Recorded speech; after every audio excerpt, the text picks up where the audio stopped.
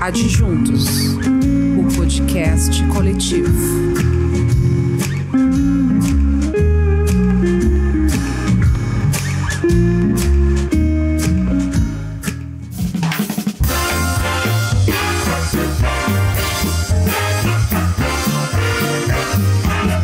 Rua da Margem.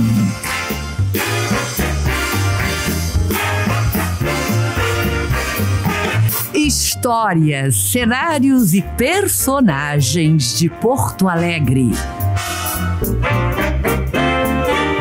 Com Paulo César Teixeira.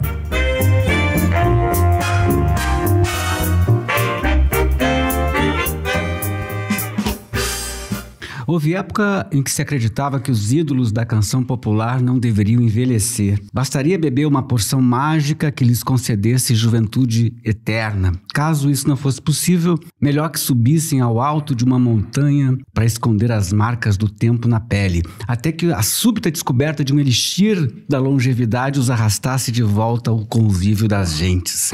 Essa mentalidade ingênua que vigorou no mundo pop das décadas de 70 e 80 está cada vez mais fora de moda. Os ícones da rebeldia não só resistem ao tempo, como não abandonam o palco e afinam as suas antenas para captar e expressar o que sentem e veem.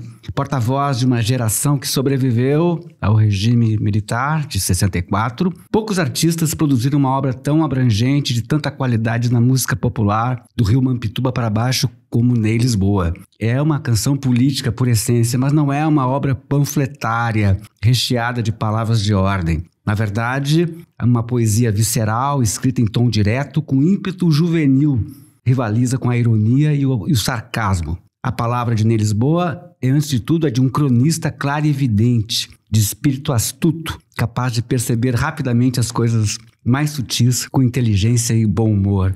Então, Ney Lisboa, aqui no podcast do Rua da Margem. Grande abraço, Paulo César. Um prazer estar aqui, muito agradecido pelo convite e tenho certeza que conversar contigo vai ser muito prazeroso. Já de longa data nos conhecemos, né? Esse texto que eu li agora na abertura do programa, na verdade, é a abertura da matéria que a gente fez quando completou 50 anos de idade, né? Uma matéria para a revista Aplauso, que foi em 2009, né? A gente estava conversando aqui, puxa vida, passou rapidinho o tempo, 15 anos. Passa voando tudo, né? Passa voando, né? É. E a gente tá, na verdade, a gente estava falando aqui também, completando agora 45 anos de carreira, né? Se a gente considerar que o Marco Zero foi o show lado a lado no Clube de Cultura, né? Em junho de 1979, né? Com Agostinho Lix e Gelson Oliveira, né? Mas tu estava comentando que esse negócio de efeméride, de comemoração, já ficou no ano passado, né? Que foram 3 ou 4 discos, né? De comemoração. Eu andei exagerando um pouco, digamos assim, desde comentar essa comemoração de 50 anos e tal, depois 40 anos de carreira e 60 anos de idade, teve uma série de matérias, o Correio do Povo fez uma linda... maravilhosa, né? Foi uma série, né? 6 páginas de jornal e depois um documentário, né? Uma série, exato. Isso em 2019, né? 2019. E o ano passado eu fiz uma comemoração em série também de 4 discos que estavam aniversariando seus 10, 20, 30 e 40 anos de lançamento, né? Uma série com o nome de 3, justamente porque todos eram de anos terminados. Por coincidência. 3, né? Então foi aniversário demais, né? Festa demais. Acho que 45 não é uma data tão exata, inteira, né? Para ser comemorado. Vou me guardar então para comemorar os 50 anos de meio século. Carreira, de estrada. E tu considera esse show lado a lado realmente um marco zero do começo de carreira? Foi o primeiro show que eu fiz num palco de teatro, um show como profissional de música e tal. Até ali, o Gelson já tinha uma carreira começada de alguns anos, assim, já vinha um pouquinho antes de mim. Mas o Augusto Lix também, a gente só tinha feito ali apresentações dentro da universidade. Né? As rodas de som da universidade. Acontecia muito na URGS ali, rodas de som e a Penha Folclórica, que era um festival anual. Sim, sim. Bem famoso. Que era no Araújo, não? Não, acontecia no... Olha, pode ter acontecido alguma vez no Araújo, que eu não me lembro. Mas que eu me lembro, 1 ou 2 vezes, pelo menos, ali no pátio entre a Faculdade de Educação e a Medicina. No campus central da URGS mesmo. Isso, ali se montava o palco. Era no inverno, se bem lembro. E com muitas apresentações do pessoal que vinha de outros países latino-americanos. Sim.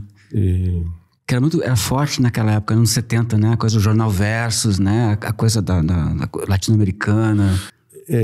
Ali na URGS, eu não sei como é hoje, mas eu acredito que permaneça ainda assim, uma boa quantidade de alunos, um convênio na época. Então, intercâmbio e tal. Intercâmbios que vinham de fora e muitos tocavam, né? Cantavam e traziam então um pouco da cultura latino-americana para Penha. Mas enfim, a gente tinha uma experiência assim só amadora, né? E nenhuma em teatro, um palco de teatro. Então por isso que eu tenho como marco esse primeiro show no Clube de Cultura. É legal. E um lugar, né, emblemático, né? O Clube de Cultura naquela época era um espaço assim muito requisitado assim, né, para música, teatro e tal, né? Que falta faz, né? Que falta faz, né? Que falta faz. Mas esse show lado a lado era uma coisa assim, primeiro show em palco e tal, mas ele tinha aquela coisa de improviso, né? Tinha uma coisa né? A iluminação era feita com latas de leite em pó ninho, né? Do Samuel Betts, né? Curioso de lembrar. Tudo naquela época em Porto Alegre, é claro, era muito mais amador, muito mais precário, né? Em termos de estrutura de espetáculos, de produção e tal. Não dá nem para comparar. E o equipamento, quando a gente conseguia ter algum equipamento, né, era comemoração. Era comemorar. Ainda mais para quem estava fazendo o primeiro show e tal, né? Então, sim, a iluminação nesse show do Clube de Cultura foi feita com que era o primeiro equipamento do Samuel Betts, que depois se tornou assim, a companhia de luz, a empresa dele, acho que fez luz para o Rock in Rio, né? Virou uma celebridade. Dono de um equipamento assim, fabuloso. Não? Mas naquele primeiro show do Samuel e nosso ali, ou naquele primeiro show nosso com o equipamento que o Samuel tinha ali, né? Naquele momento, a mesa de luz era feita assim, de um quadrado de madeira com teclinhas de liga-desliga, que nem de luz de casa, né? E os spots eram latas de leite ninho com as tampas, né, de cima e de baixo retiradas, e ali ele colava um taquinho e uma lâmpada mesmo dentro, com papel celofane do outro lado colorido que inevitavelmente derretia no meio do show e tal.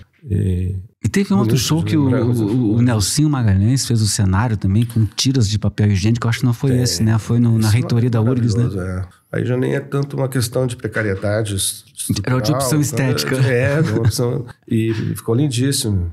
O Nelsinho fez vários cenários para mim maravilhosos. O Nelsinho, esse foi ele esteve aqui com a gente já. Ele esteve aqui? Teve. Foi no lançamento, eu acho, do Pra Viajar no Cosmos, não precisa de gasolina, na reitoria da URGS, se eu não estou enganado. E ele fez como se fosse uma lona de circo, né? Uma cortina, assim, cortina traseira, de tiras de papel higiênico. Com tiras de papel higiênico. E ele contou Quem olhava não dizia. Né? E ele contou que exatamente, ninguém notava. Ele contou que no final do espetáculo ele pediu para que tu fosse em direção porque eu acho que era um show só, né? O cenário foi feito e desfeito, acabou naquela noite mesmo. Tipo, eu rasgar o... exato, porque para as pessoas se darem conta do que realmente era, né? Mas era um tempo, sim, de muita... uma certa ingenuidade, assim, né? Mas muita espontaneidade, e onde vinha uma criatividade para justamente superar a precariedade técnica e a precariedade de grana também, né? Todo mundo muito... está falando da gente mesmo com 20 anos de idade, com 20 e poucos anos, né? Então, cheio de gás, de energia também, criativa, né? De fazer diferente, de se tornar um diferencial, né? Marcar uma presença, marcar um território, né? Então, isso é impagável em qualquer situação, né? E serve, como tu disseste, né, para cobrir deficiências e lacunas, dificuldades, né? Tu é caxiense, né? Nascido em Caxias do Sul, e é engraçado que acho que até foi o professor Fischer, Luiz Augusto Fischer, que comentou uma vez para mim que achava que tu era o mais porto-alegrense dos artistas ali que surgiram naquela época, né? Da chamada MPG, né? Que Nelson Coelho, Bebeto Alves, Vitor Ramil, talvez. Talvez a identificação com o Bonfim. De fora, né? Tá falando... O Nelson é porto-alegrense, o Nelson é porto-alegrense. Mas ele morou em Curitiba um bom tempo, quando começou a fazer música, tinha vindo há pouco. Se é que eu não estou errando a biografia do Nelson, ele, por favor, me corrija. O Bebeto da Fronteira, o Vitor de Pelotas. Mas eu acho que todos se tornam porto-alegrenses pela referência da capital e da apropriação das pessoas pelo trabalho. Isso é recíproco também, né? Agora eu vim para Porto Alegre com 6 anos de idade. Então é praticamente um porto-alegrense, né? Bem dizer. Muito pouca coisa. Não tinha uma relação... Tem uma relação afetiva com Caxias, eu adoro Caxias, né? Construída na maior parte como artista até, né? Indo lá. Depois, né? Depois disso. Mas as lembranças de até 6 anos são poucas, são pequenas. Remotíssimas, né? E não ficou uma família. Minha família também não tinha raízes em Caxias, né? Para onde retornar, digamos. A gente passou por lá. Não tinha outros familiares, outros parentes e tal? Nós éramos mais catarinenses do que gaúchos naquela altura do jogo. É mesmo? Da onde? De que região de Santa Catarina? Eu sou... Na verdade, meus pais são gaúchos, né? Mas eu sou o 7º filho e os outros 6... o caçula, né? Dos outros 6, 2 irmãs nasceram em Florianópolis, 2 em Tubarão, o meu irmão mais velho em Porto União, que é na fronteira de Santa Catarina com o Paraná. Então, nascidos aqui dos irmãos, só eu e o meu irmão que nasceu em Alegrete. Teu pai viajava muito na profissão dele? Meu pai era fiscal do INPS na época. Né? Do IAPI na época, né? Porque antes de a Previdência Social. Então. Antes da Previdência se reunir no INPS, né? Com um órgão que abrangia todos, a gente tinha o IAPI, IAPTEC, IAP não sei o quê, né? Aposentadorias por segmentos, né? Industriais, etc. Sim.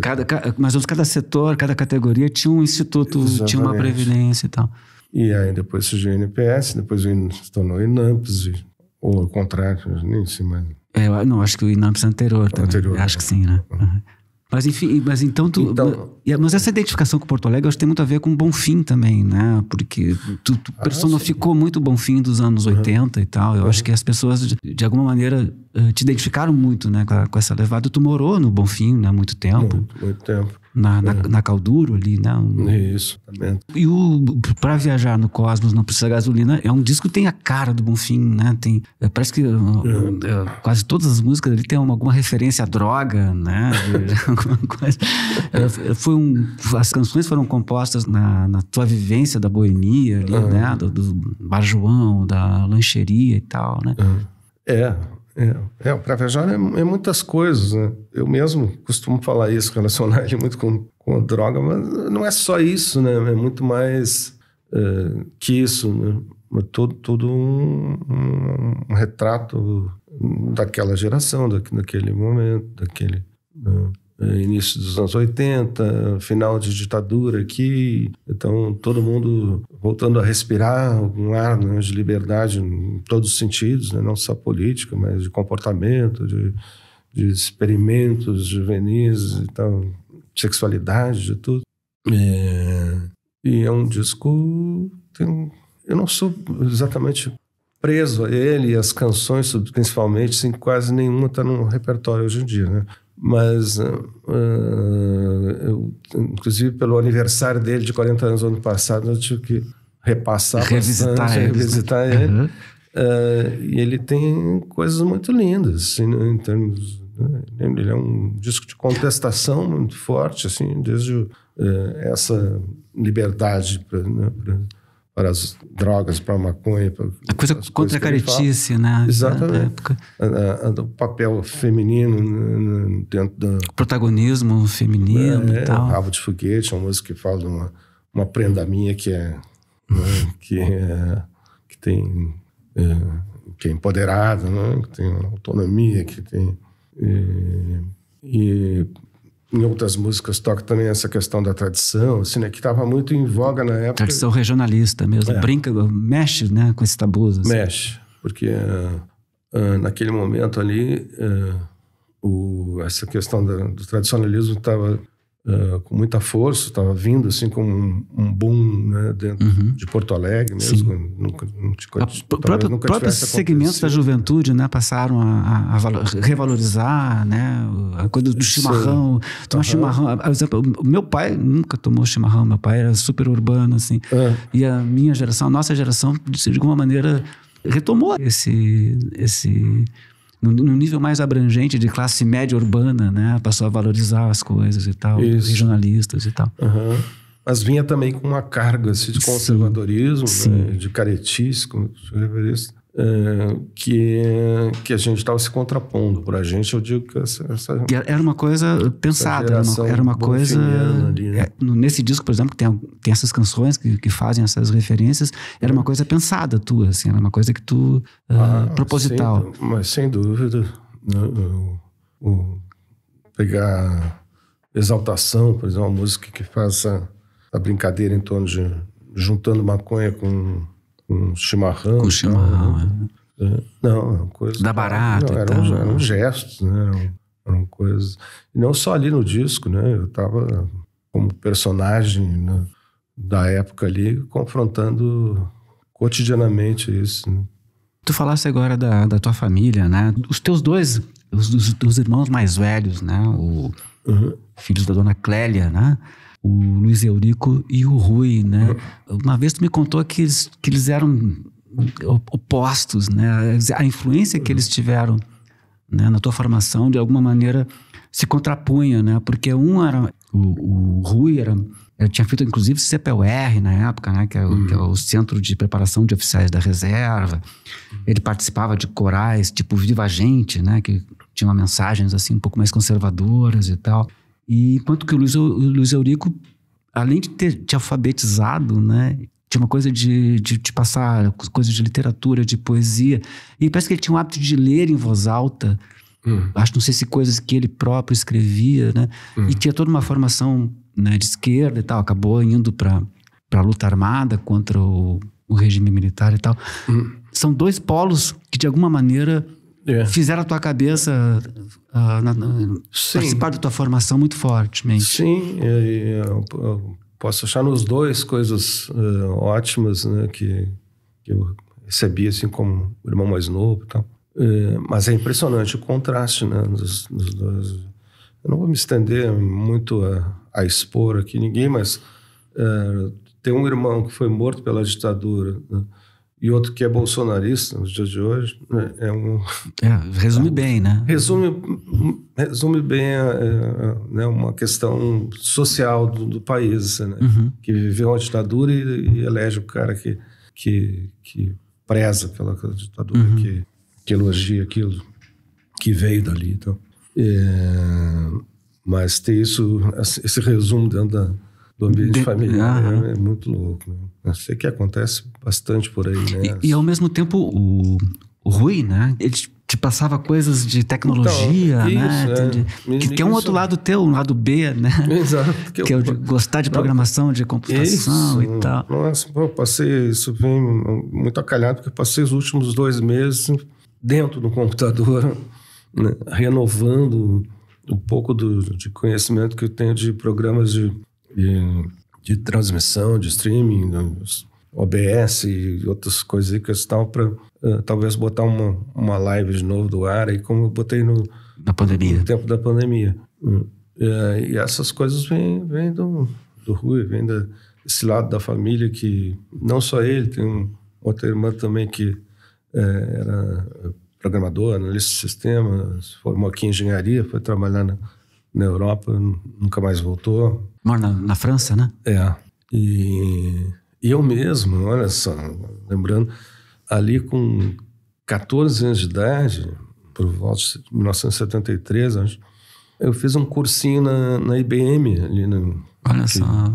Que ficava ali onde hoje é a Vivo, na frente da Redenção. Sim.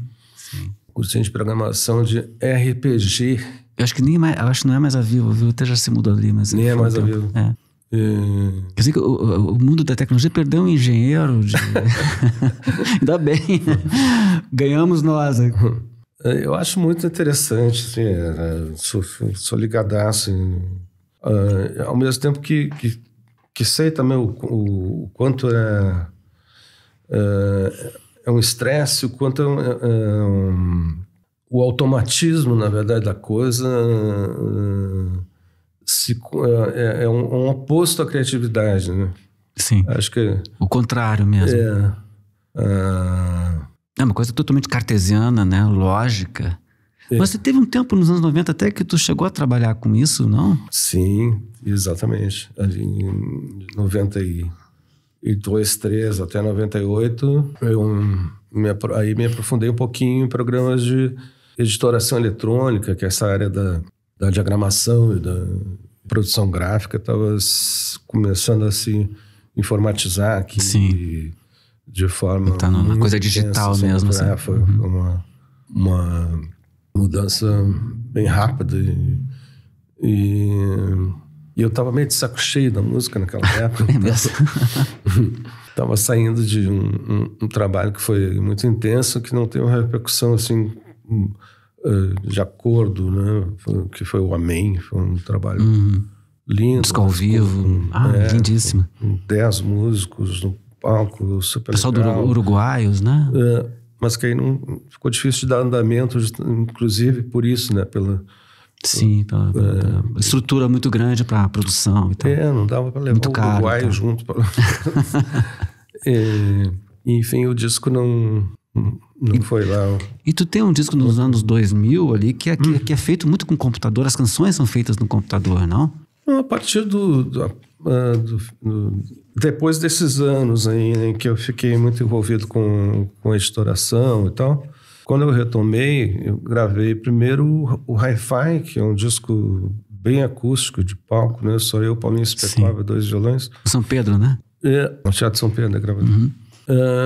Mas na sequência, tudo que veio já veio dentro de um ambiente em que o digital é básico para todo. Né? Mas eu falo assim na própria composição das canções. Inclusive, porque assim, hoje em dia tu não usa um gravadorzinho de fita, né? Pra gravar.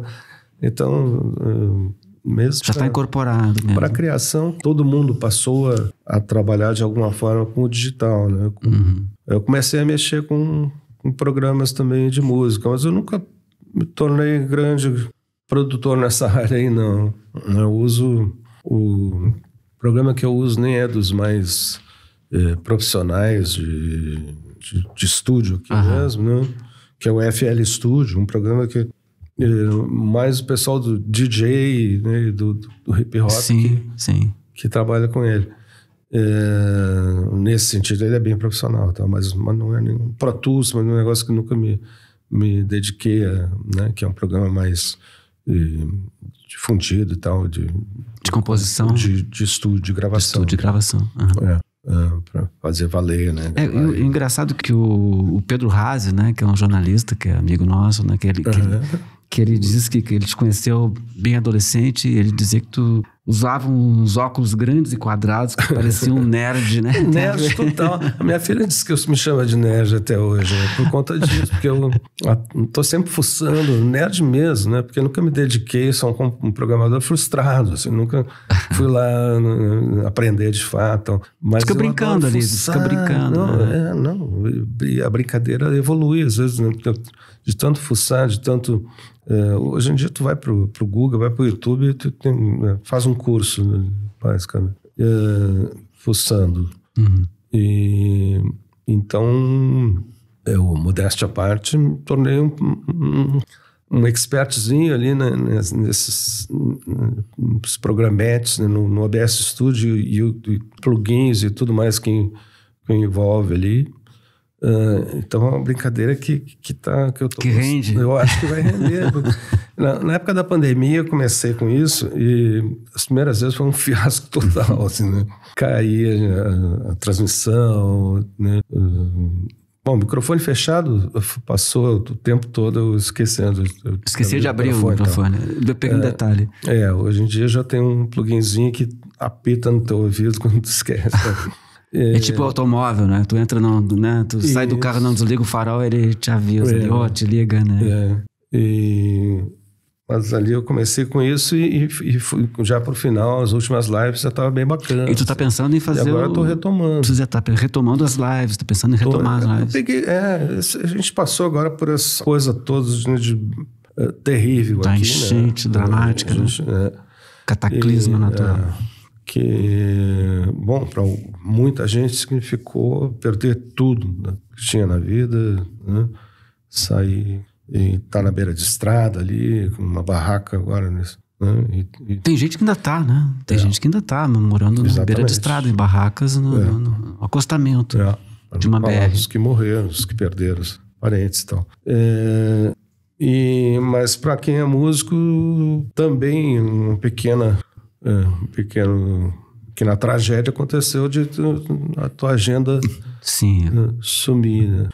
Os artistas são os primeiros afetados e os últimos a retomar, né? Velha história, trabalho. como na pandemia.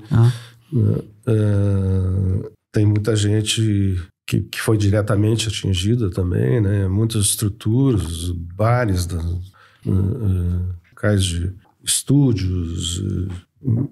É o caso, inclusive, do Espaço Cultural 512, né? Inclusive do 512. Que tu vai se apresentar agora na quinta-feira, dia 11, né? A Cidade Baixa aqui, né? Que também padeceu, né, diretamente inundada.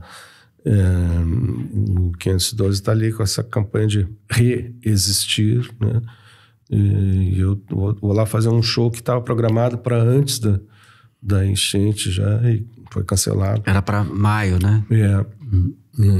E a segunda vez que tu te apresenta lá, né? E como é que é? Porque é uma proximidade maior, né? Do público ali, né? Não é o show habitual que tu faz ao longo do tempo, né? Como é que tu te sente? Me sinto muito bem. Eu tenho feito muitas coisas do gênero, assim, né? De proximidade máxima, às vezes, né? Desde o Clube de Cultura, poucos anos atrás fiz uma série de shows lá. Sim.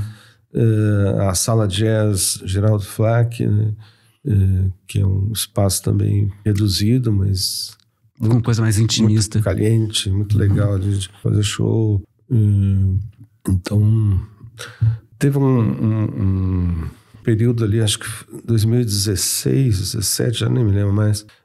Tinha um lugarzinho na Cidade Baixa também já não lembro.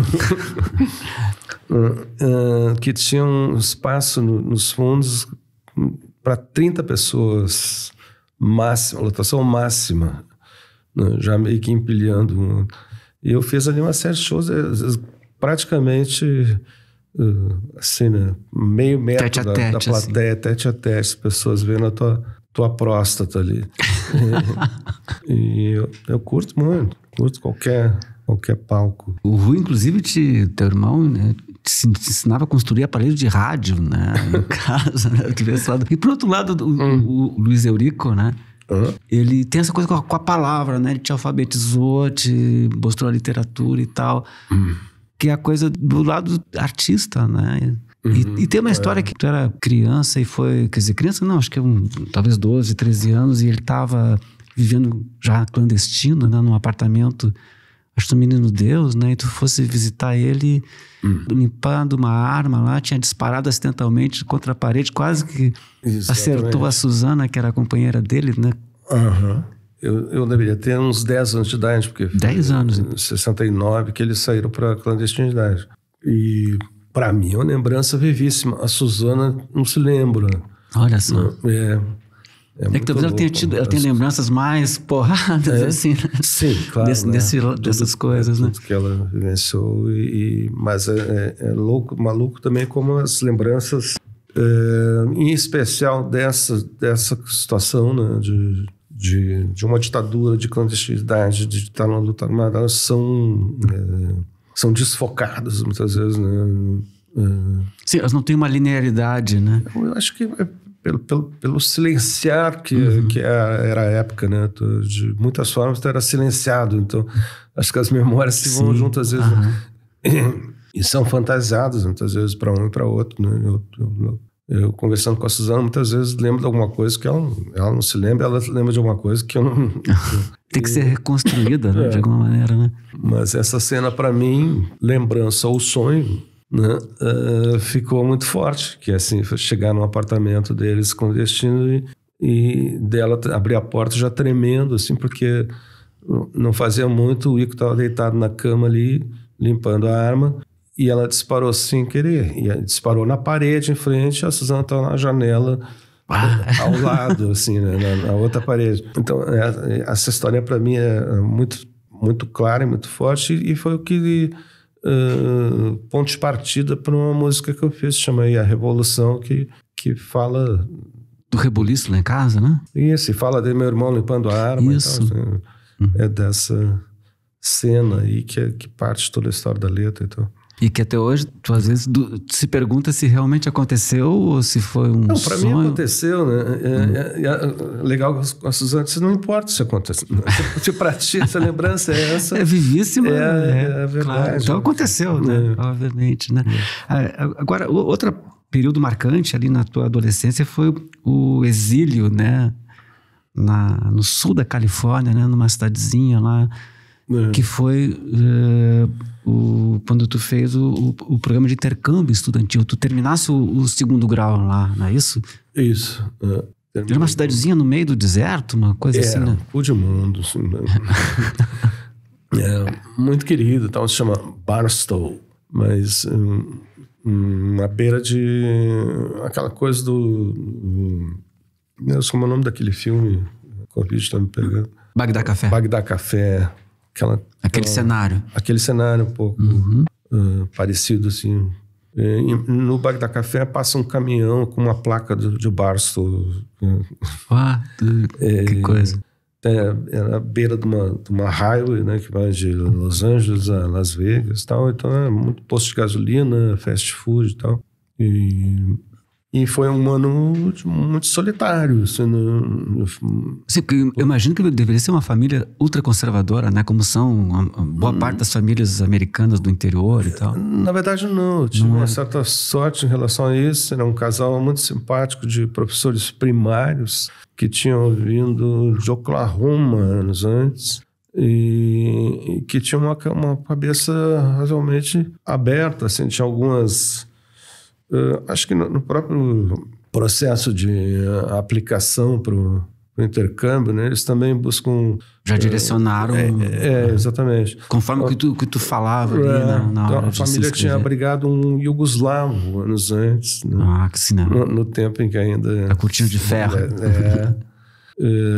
A minha mãe norte-americana, esses intercâmbios sempre adotam uma mãe e um pai no... tinha alguma coisa de alimentação natural e comida natural. Pra época, né? Como aqui, a minha mãe aqui, brasileira, também tinha isso. Tal. Então, tinha alguns pontos de contato bem interessantes. Mas claro, no todo, né, o ambiente de uma cidadezinha pequena. Agora, era Califórnia, né? Não é também... Talvez fosse lá no Wyoming, fosse mais duro. Fosse pior. Né? Ali é muito próximo de Los Angeles. Então, São Francisco e tal. Isso, São Francisco, um pouquinho mais longe, mas cheguei a fazer esse passeio também com a família, fui lá e tal. Tinha um filho, né, um irmão, no caso meu, norte-americano, que estudava. Um irmão e uma irmã. Os dois estudavam lá no norte, um em Berkeley, outro em Oakland, universidades lá ao redor de São Francisco. Então era um ambiente até bem E arejado, lá que tu te aprofundou no violão, até em função dessa solidão. Então, né? claro, só que era muito solitário, né, em termos os colegas, o ambiente no colégio é muito difícil de se encaixar. De interagir. É muito essa coisa que a gente vê mesmo na televisão, assim, bem fútil, assim, né? Da juventude americana. Da juventude americana. E sem falar que na época celular não existia. Sim, as comunicações. Sim, hoje o telefone era caríssimo. Hoje a Maria Clara, a tua filha que está estudando no Catar, tu conversa com ela vendo o rosto dela. Né? Naquela época, tinha que imaginar tu fazer uma ligação pro Brasil, era caríssimo. Era, né? caríssimo. Ligava de mês em mês, né? E fora isso, uma carta levava um mês para chegar. Então, era o que tinha. Né? Telefonava para a família, não telefonava para os amigos. Sim, e para aprofundar um assunto tinha que ser por carta, porque por telefone ia demorar muito a ligação. Exatamente. Isso é muito caro, né? Mas aí, aí tu pegou, aí no violão ali tu começou... Então, uma das coisas, além de uma mesa de sinuca que tinha em casa, que também era muito né, que tinha para passar o tempo e para, né, sair um pouco dessa solitude, assim, era um violão que estava ali encostado.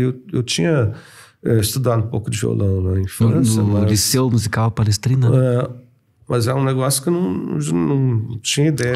Até ir para lá, gostava de escrever, cometia uns poemas, colava no mural da sala de aula, mas... Em inglês? Fazer Não, isso no Brasil. No Brasil, tá. Depois de ter estudado um pouquinho no Palestrina de violão, larguei de mão e não retomei e não tinha aquilo como no horizonte como uma carreira, fazer uma carreira de música. Mas foi lá nos Estados Unidos que, né, espanando esse pouco violão que eu tocava, aprendendo um repertório da época, tocava no rádio. Elton John, Paul Simon, Rolling Stone. Que depois veio a ser o repertório do Hi-Fi. O Hi-Fi. Foi ali que eu me... E foi ali também que tu fizesse a primeira canção, né? Consta que foi a tua primeira composição, que era uma história que a tomada de poder pela classe operária, né? No deserto. No deserto ali de... Me convidaram para participar de um festival de igreja batista, né? E eu fui, não, vou compor uma música para cantar lá.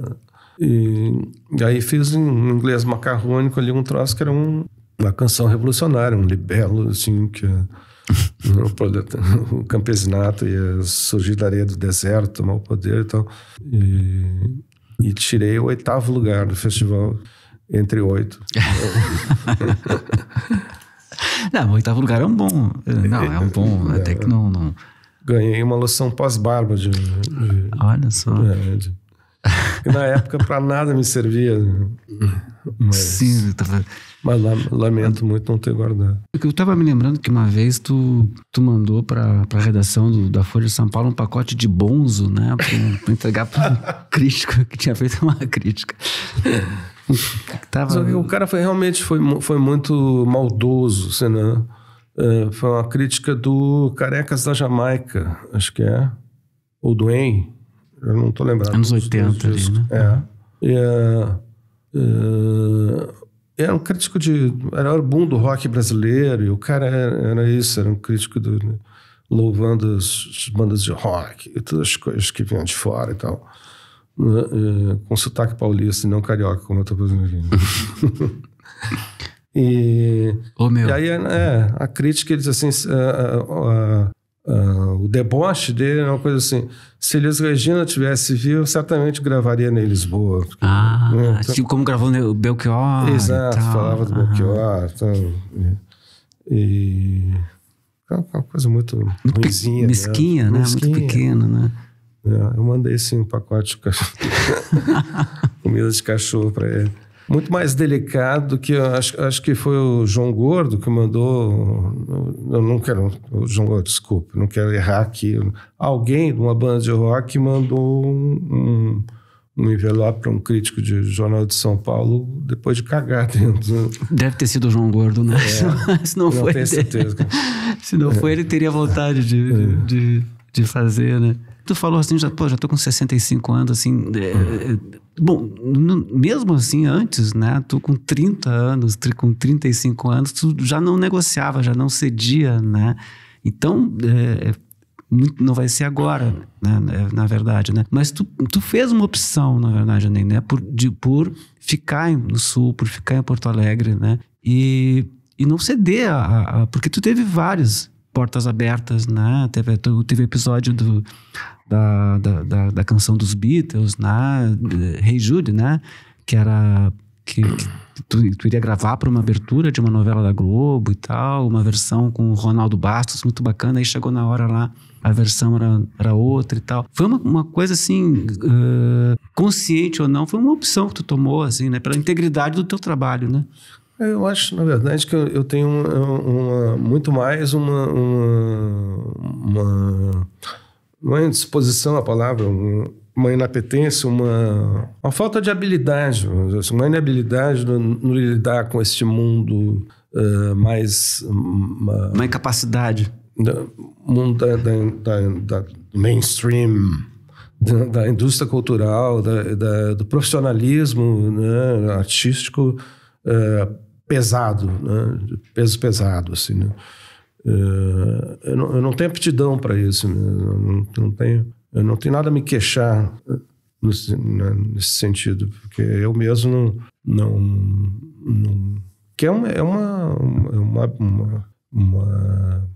coisa que tu tem que ter também, né? Não adianta teu trabalho ser uma maravilha, então as tuas músicas serem muito bonitinhas, né? Tu soubeste fazer intermediação, né, com esse mundo, se posicionar artisticamente, né? Saber, inclusive, dar uma entrevista, né? Faz parte do teu, né? do arsenal que tem que ter para te colocar entre os grandes nomes da música num país como o Brasil, que é um troço, né, continental e com uma qualificação também de tanta gente maravilhosa fazendo, né, como artistas da música. Então eu não tive mesmo saco, paciência, momento, né, porque tem uma coisa de momento. Momento da vida mesmo. Isso, onde eu estava ali para fazer, foi um momento xarope da minha vida e eu recuei, e daí já rapidamente se torna tarde também, né? Dentro essa profissão, se tu não aparece, começa, né, até determinado, um pouco coisa de jogador de futebol, assim, né? Passou a possibilidade de jogar num clube e tal e fechou. E aí a coisa mas também não se fechou aqui, né? Eu volta e meia, eu faço show fora daqui, do estado, então... Tem algum conhecimento sobre o meu trabalho, com certeza, dentro do meio mais especializado, né? Muita gente gravou minhas músicas, né? Então não sou uma pessoa desconhecida no país, né? Não, claro que não. Uma coisa que me chama a atenção é que num show teu, o que me espanta é a quantidade de canções que o público se apropria, né, na ponta da língua, assim, durante os espetáculos, né? Bom, para mim é uma glória isso, né? A maior alegria que pode ter e tal. Eu acho que tem uma longa estrada, tem claro, um vasto repertório já gravado, mais em torno de 100 músicas, né? Mais um pouco, 12, 13 discos lançados. E quero crer, assim, que bom seria, se verdade que as letras das músicas têm um significado forte para as pessoas, né, ao longo desse tempo. Marcaram a história, né? Momentos especiais, né, da vida de cada um, de uma geração. Se tu olhar meu público, ele já é bem parelhinho com a minha idade, assim, né? Talvez na média um pouquinho abaixo e tal, mas então uma geração que acompanhou, né? Que acompanhou, mas não só, que viveu, há uma renovação também, há também tem jovens claro. que curtem, que vão nos shows. Tem muitos que já se foram também. Na nossa idade a gente passa por isso, né? Mas então que gente que viveu junto, né? Aqueles momentos, aqueles períodos dos anos 80 até agora, né? E que então as letras são muito... Tem uma identidade, né? Tem uma empatia meio natural até. E essa coisa já que a gente já está falando da nossa geração, né? Eu tenho a mesma idade do Ney. O Ney é um pouco mais velho que eu, acho que é 3 meses mais velho que eu. Eu sou de abril, né? Tu é de janeiro, né? 1959, né? E tem algumas canções, como Por Aí, né? Por exemplo, que tem da tua maneira, aquela maneira, um certo sarcasmo, mas sem perder a afetividade por aqueles valores todos, né? Em que tu faz uma revisão, né? De negócio de astrologia, esse negócio de Xing, esse negócio de... Isso, tu passou na tua vida, houve essa revisão de valores. Eu vivi muito isso e hoje não tenho nada disso, assim, claro, tenho em mim, né? Hoje não tenho mais nenhuma... As coisas de misticismos e tal? Isso, não tenho mais nenhuma ligação com isso, né? Mas eu vivi muito isso desde astrologia e Xing e tudo que a música fala ali, né? E durante muito tempo não via...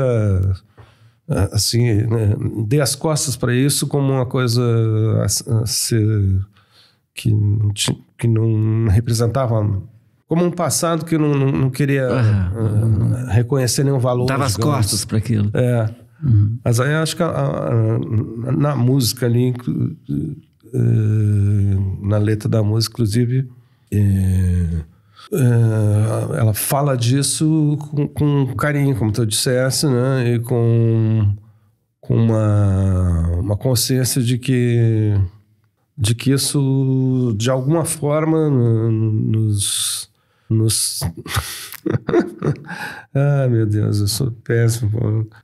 Acho que a letra fala muito melhor do que eu sobre isso, né? Assim... Lembra de longas primaveras, de andar pela cidade, saudando novas eras, sonhando com certeza salvar a natureza. Ao final da tarde, cegas crenças, lixo oriental, Ying, Yung, Xing e outras balelas, procurando Deus entre as macegas do quintal. Seremos sempre assim, sempre que precisa. Seremos sempre quem teve coragem de errar pelo caminho e de encontrar a saída. Quem teve coragem de errar pelo caminho. A letra tem uma compreensão, assim, ao mesmo tempo que ela, né, que tu faz uma crítica, né, outras balelas, né, e xinga outras balelas, né, ao mesmo tempo de quem, né, errou, reconstruiu, refez. De encontrar, de errar pelo caminho, de encontrar saída no céu do labirinto que é pensar a vida. Isso é muito muita lindo, gente lê a letra como ainda uma conexão de religiosidade, o céu, patatina. Mas a imagem para mim, ao escrever isso, é de que labirintos normalmente não tem um teto, né? E que é só te colocando à distância, não é só, mas tô te colocando a distância, de cima para baixo, né? Tu encontra facilmente uma saída, né? Então, assim, esse distanciamento ele não dispensa a racionalidade, vamos dizer assim, mas te busca uma consciência mais abrangente, uma visão mais abrangente, visto de cima, né? E nessa pegada também de legado de geração, né? Tem a coisa de drogas que a gente falou no início, de drogas, cigarro, né? Que era uma coisa que a gente fumava muito, né? Eu fumava 3 carteiras de cigarro por dia. Eu chegava perto disso. E álcool também, né? E tu tá de cara limpa já faz 20 anos. 20 anos. 20 anos. E até largar o cigarro acho que é mais difícil que largar a bebida, não sei, né? Bom, acho que depende de cada um. Depende de cada um, Para mim, foi sem dúvida. Eu parei de beber, inclusive, entre outras coisas, para largar o cigarro, né? Mas eu... Tu gostava de uísque, né? Adorava. Eu não tenho nenhuma saudade de cigarro. Não sente falta. Não sente falta? Não sinto falta. Muita gente que para, fica o resto da vida... Eu não, cigarro não tenho nenhum. Mas um whisky eu tenho. E eu já, quando parei, eu disse assim, vou parar até os... eu tinha, 43 anos. Minha filha tinha nascido um ano antes, então foi muito em função disso. Em função dela, né? De ser um bom pai ali, presente, curtir a Maria Clara sem essa coisa do trago muito forte, né? Como era o meu caso. Mas eu, na época, eu dizia, não, vou parar até os 60. Já passou. Aí passou os 60, não, vou parar até uns 65, 70. Mas acho que vai continuar até sei lá quando. Isso me surpreende, né? Até porque tu queria ficar velhinho, olhando a bunda de alguém, bebendo um vinho. Exatamente, tem essa promessa aí que eu não posso deixar de faltar também, né? Então, quem sabe, assim, né? Se um dia houver uma aposentadoria, coisa que eu não consigo vislumbrar também, assim, na minha vida, né? Que seja remunerado. Uma beira de praia, aí talvez, né? Eu me entregue novamente. Tu tem essa coisa de morar na beira de uma praia, Eu tenho. Tem uma coisa assim, tranquila, mas... Tenho, eu acho que eu trocaria o bem velhinho ali, sozinho, olhando vinho, a bunda de alguém por bebendo vinho, olhando a bunda de alguém? Por uma beira de praia, olhando o mar, assim, então... O vinho pode continuar. Mas tudo isso é uma revisão do que fomos, né? Essa coisa toda, né? Tu falaste da Maria Clara, né? A Maria Clara tá vindo agora no final de julho, né? Como é que é a coisa de ficar longe da filha? Eu penso assim, se a minha filha ficasse tanto tempo estudando, né? Eu ficaria louco de saudade Mas ao mesmo tempo, a gente não pode segurar, né? Tá certo, né? Mas como é que é viver isso, né? Não, a Maria Clara só me surpreende, assim, me deixa a boca aberta com a trajetória dela, porque ela tá com 21 anos de idade, né? E já foi pro outro lado do mundo. Inteligentíssima. Tem viajado o mundo. Né? Corajosa. Não só no Catar ali, mas tem feito um circuito assim, mundial. E apaixonou-se, casou. Casado com um inglês, faculdade, né? Lá. Kobe. E estagiando em grandes empresas, encaminhando... Área de comunicação. A história dela, né? Eu não sei de onde ela tirou isso. A mãe dela, acho que em parte. E a minha contribuição ali maior talvez tenha sido estudar inglês, que eu sempre dei uma puxadinha, sim, uma porradinha nela. Nem poderia ser diferente, ela fala o inglês assim... Sim, agora totalmente fluente, né? Então, uma coisa incrível. E é uma querida, né? Então, realmente dá uma saudade enorme, mas ela... E ainda a perspectiva, né? Porque casou lá e sim. querem continuar anos no Catar, porque tá muito bom para eles em todos os aspectos. E saindo de lá ainda falam em morar na Inglaterra. Então, um tempo na Austrália, depois na Inglaterra. Então, minha filha, ela com 18, antes ainda, né? Com 17, foi fazer um intercâmbio nos Estados Unidos, voltou. Que nem o pai.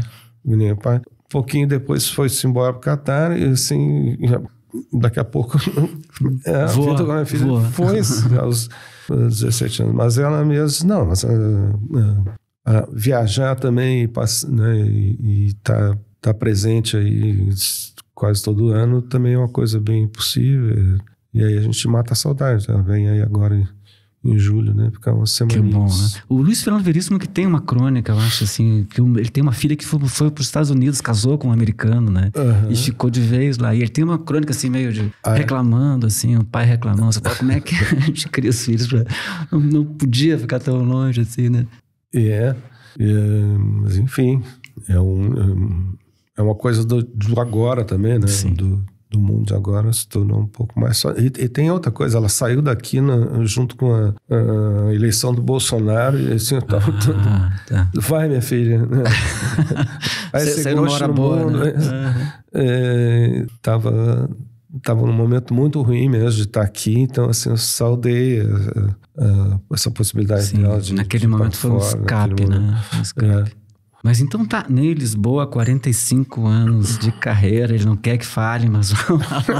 E agora dia 11, na quinta-feira, vai estar lá no Espaço Cultural 512, né, ajudando também a reconstrução desse lugar, desse espaço, que a gente está perdendo muitos lugares bacanas, né, na cidade. O Agulha fechou. E então, um abraço lá para o Guilherme, para o Cortes. E, bom, prazer muito grande estar contigo aqui, né?